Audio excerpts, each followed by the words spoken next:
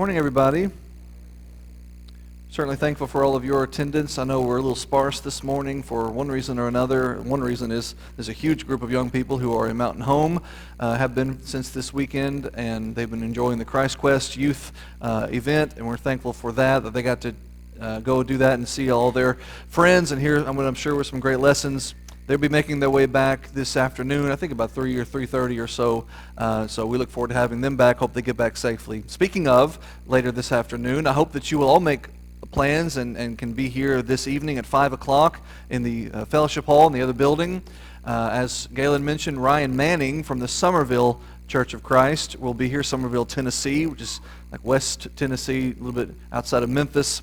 Will be here speaking to us. We've been looking at these 6 key words that kind of sum up Christianity: go and seek and serve and obey, or adore and obey, and he has serve is what he's going to talk about tonight. Ryan Manning is a native of Rochester, New York, so he has a bit of a thick accent when you hear him. Try not to laugh at him. He got that all through preaching school when we were together. All those Alabama and Tennessee people just love to make fun of his Rochester accent. But he is a tremendous human being. He's a wonderful friend of mine. He was in our wedding. He is a fantastic gospel preacher. He was a fantastic gospel preacher when he got to school, and that was 20 years ago. He is even better now, and I cannot wait to sit at his feet and listen to him talk to us about service with Christ as our example on that front. I hope that you'll be here for that as well. Now, if I was to tell you to open your Bibles to the Wisdom of Solomon, what book would you probably turn to? Probably you'd open up to Proverbs, and I'm not knocking that. It is certainly the book of wisdom. It is the book that is inspired to give us those great little nuggets of simple, pithy statements of truth and wisdom and simple application to everyday life. And it is timeless in that sense. Yes, obviously it was written in a very particular period of time. It has some anachronistic sayings and phrases and things, but if you wade through that and just look at the principles behind those proverbs, you find lessons and applications that remain pertinent and relevant to the present day. Proverbs is your book of wisdom, but don't sleep on Ecclesiastes, the next book. If Proverbs is designed to give you short little nuggets of wisdom, Ecclesiastes is designed to be more long form and not so much practical wisdom as it is shared therapy. Ecclesiastes is written from the perspective of somebody who, because of the circumstances of his life, allowed him to see and do basically it all. And he concluded at all of it that if that was all you did with all that you had, if all you did with all you had was everything, then that's a wasted life. Because a life that is spent without God, a life that is only focused on the physical, that does not concern itself with the metaphysical, is a life that is wasted. It's a life that is empty, or as the old Bible says, vanity. And that's rightly so. But in the course of that book, what you see is Solomon, as he's experiencing all these things, he makes that big grand conclusion at the end of the book. You know, here's the whole of it, fear God and keep his commandments. But he makes that same observation throughout the book, just in smaller portions. And he makes them almost with frustration. He makes them almost with annoyance at all the other people who are doing all the same things he's doing, but without God in their lives. And he's recognizing throughout the book of Ecclesiastes that all of these people are wasting their lives, and all of these people are living and doing, and they're working and they're grinding, and it's all going to be for naught, because it is all done without God as the backbone, as the motivator, as the thing that is bigger than their lives or anyone else's, or all of our lives put together. And so, as you go through the book, you get that sense of therapy. You get that sense of a man's frustrations, and what he does to resolve those frustrations, what he does to work through the difficulties of the moment. And there is the timelessness of Ecclesiastes. Like Proverbs, it's a book that you can read today, thousands of years after it was written, on the other side of the world, to a totally different culture, and yet we still can derive great from it, great truths, great lessons from it, in the sense that we also have our struggles. We also have our frustrations. We also have those times when we want to throw up our hands and just walk away from it all because we feel we're oppressed, we feel we're beaten down, we feel we're beaten up, we feel we're outnumbered by the evil that is in the world around us. And we just say, what is the point of it all? And we're reminded the timelessness of the point is that there is a God to fear and keep his commandments. And in that sense, if you do that, they will still be bad and they will still be good, but all of it will be made right in the end. That's the overall lessons of Ecclesiastes. But chapter 3 is where I want our attention to be this morning. Ecclesiastes 3, which you just heard Ty just give the first verse of it, but you probably know the next verses that follow. That'll be the first point in the sermon here in just a second. It was adapted into a pop song in the 60s. There was this weird period of time in the 60s where all the marijuana-smoking hippies were singing about God for some reason. It didn't last, but that's where you got this song, and you got Spirit in the Sky, and other songs like that. It was just some weird fad that they did, and it lasted for a short period of time. I wish it had stuck, and I wish they had turned their lives around, but it was just a fad for popularity's sake. So you're probably going to recognize these words that open the chapter, but the words that open the chapter are just that, the opening. They continue and progress through the whole chapter. And that's what I want us to study this morning, is the whole of Ecclesiastes 3. But all of it is basically summed up in what you read in the beginning. For everything there is a season. In other words, there is a time for every purpose, a time for everything. But what that means and how we apply that is what we're going to learn, hopefully a little therapeutically, this morning. Let's begin with the first point. There is a time for everything, which means there is a time to recognize. Let's read together the first 8 verses of Ecclesiastes 3. There is a time to recognize. What does he say? To everything there is a season, a time to every purpose under the heavens, a time to be born and a time to die, a time to plant and a time to pluck up that which is planted, a time to kill and a time to heal, a time to break down and a time to build up, a time to weep and a time to laugh, a time to mourn and a time to dance, a time to cast away stones and a time to gather stones together, a time to embrace and a time to refrain from embracing, a time to get up and a time to lose, a time to keep and a time to cast away, a time to rend and a time to sow, a time to keep silence and a time to speak, finally a time to love and a time to hate, a time of war and a time of peace. So put simply, the title is what it is. Solomon says you need all of us need to stop and kind of zoom out of our lives. As we're in the middle of the hustle and the bustle, as we're in the middle of the chaos, as we're in the middle of the hardships, or even the middle of the great times, when you're in the highs or the lows, you can get caught up in those moments. What Solomon says is take a moment and completely zoom out. Detach yourself, have an out-of-body experience, and just examine the whole of the life that is going on around you, and then recognize certain things. Recognize the moments where you were supposed to do these things, and the moments when the opposite was what was required. I think we sometimes misunderstand this text. I mean, it is one of the more famous moments in Ecclesiastes. But what we're reading here, what Solomon is saying here, is not just there is a time for this, and sometimes you don't do that anymore, you do this over here. He's not just saying there's a period of time in which you go to war and a period of time in which you have peace. He's not just saying there's a period of time for dancing and a period of time for mourning. He's saying these things that happen, whether it is dancing time or mourning time, whether it is wartime or peacetime, whether it is hugging time or pushing away time, whatever it is, lifetime or death time, all of those things are done in windows of time, and windows of time are fleeting.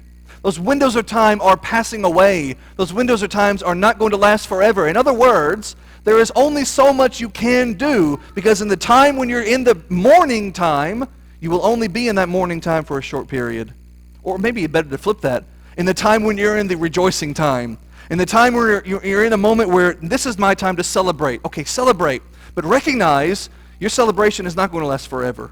Soon it will run out, and then it will be time to mourn. I'm in peacetime right now. I'm making friends, and I'm making allies, and I'm resolving differences. But recognize that time is fleeting. It'd be great if it lasted forever, but it doesn't, because people don't always make it that way.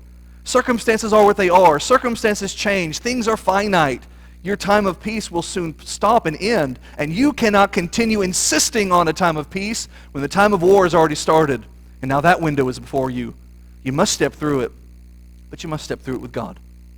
So listen to things he tells you without going through the whole list again. There's a time to live. That's the time that we all have right now, but it's not lasting forever. That window is fading. For some, it's a few decades. For some, it's 100 years. But that window is not going to last forever, and then you will be forced into a time of death.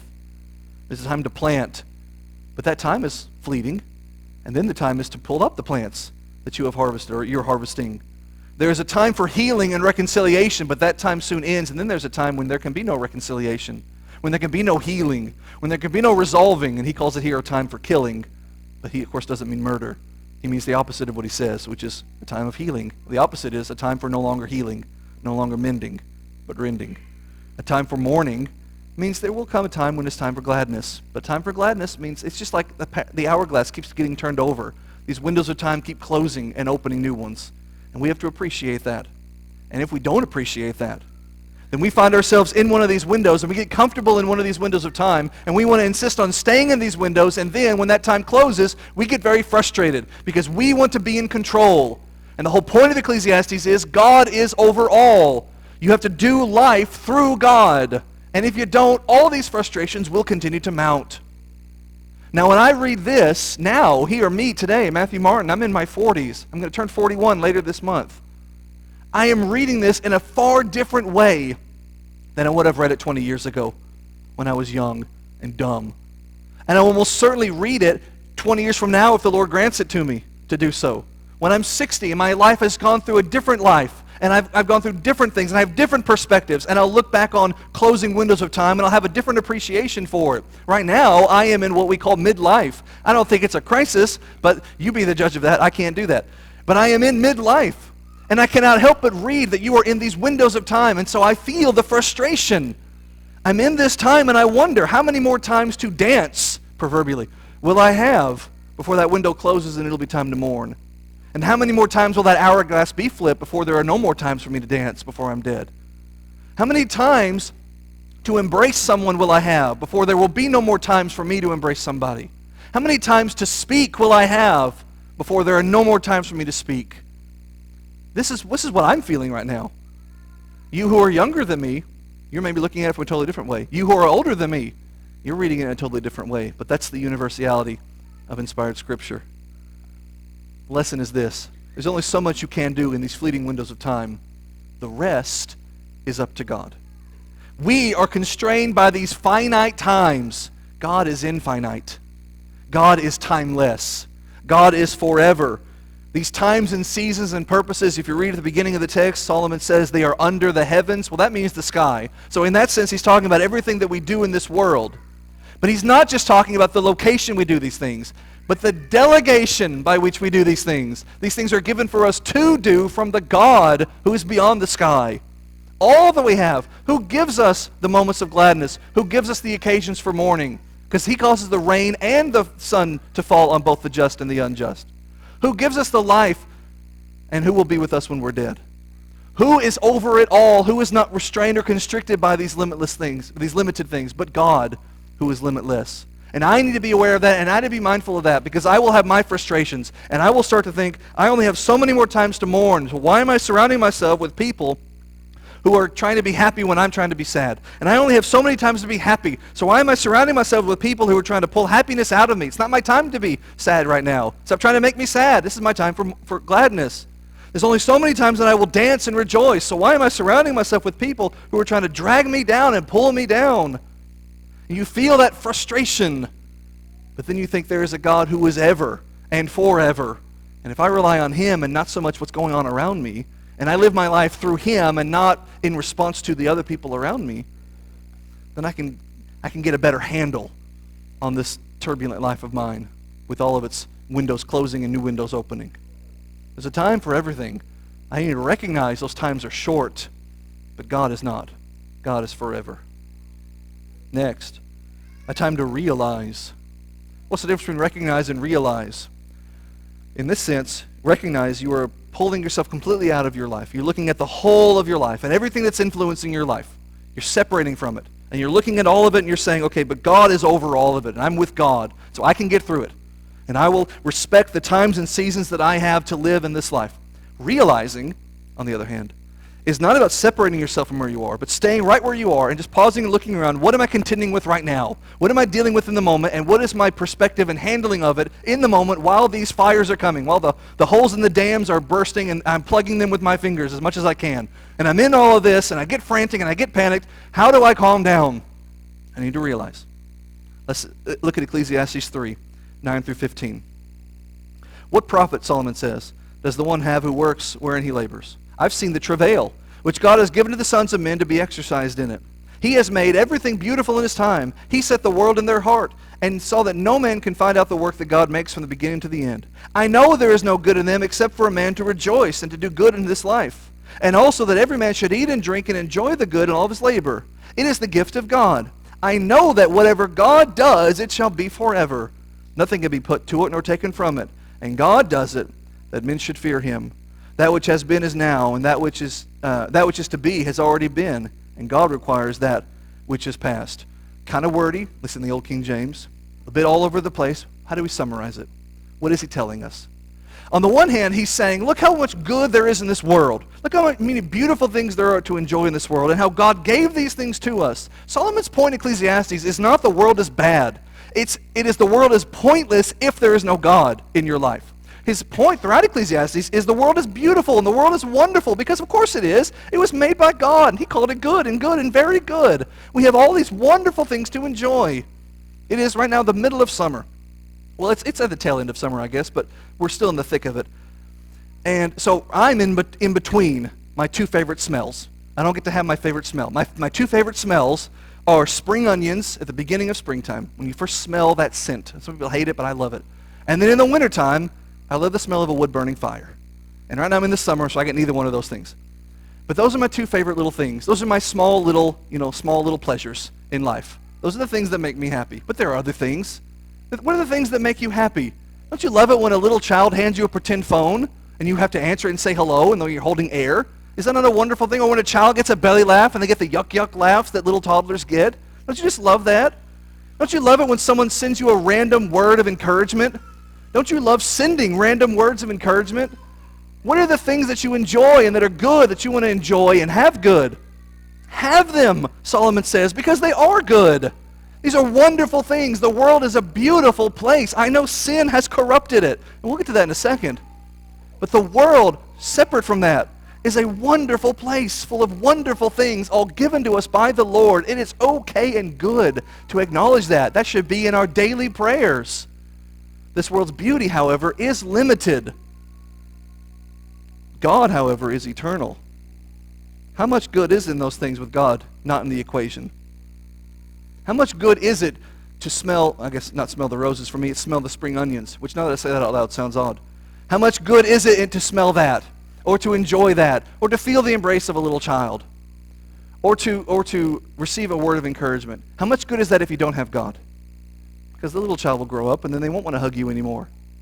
The embrace that you get from a friend may be parted by time or separation of distance. The seasons of the world change. And so now there's no more onions to smell. There's no more fire to smell. All these things are fleeting. All these things are passing. And if you try to fixate on just the things, if you try to make your life about just enjoying the things, well, then you're headed down the road to hedonism. And then it's just about gratifying self. Where Solomon says, God gave you these things. They are all good because God is good. So enjoy those things through your relationship with God. The world's beauties are temporal. The world's beauties are limited, but God is eternal. God is timeless. With God in our lives, those things have value. With God in our lives, those things have purpose and meaning. We smell the spring onions and we thank God for them. Otherwise, what am I thanking? My own hand who planted them? Or the dirt? If I was to thank myself, then I would be limited because I can only plant so much. I mean, I don't plant anything. I grew up on a farm, but I don't plant anything. If I'm embracing and loving the embrace of a little child who comes and hugs my leg or hugs me around the arm, I can enjoy that, but I can only enjoy it for a limited, temporal, short period of time. But if I enjoy it as a blessing given by God, God is eternal, and I can recognize that. So here I am in the middle of my many fires I'm trying to put out. There are holes in the dam that are bursting. I'm trying to plug them all. I'm feeling the pressure of the moment. I'm feeling chaotic. I'm feeling exhausted. I'm feeling worn out. I feel like I want to just give up and run away. I need to stop and realize that, yes, I have these troubles. Yes, there are holes in the dam, but there's also a dam holding back the water in general. And that's a blessing from God. And I have fingers with which to plug those holes.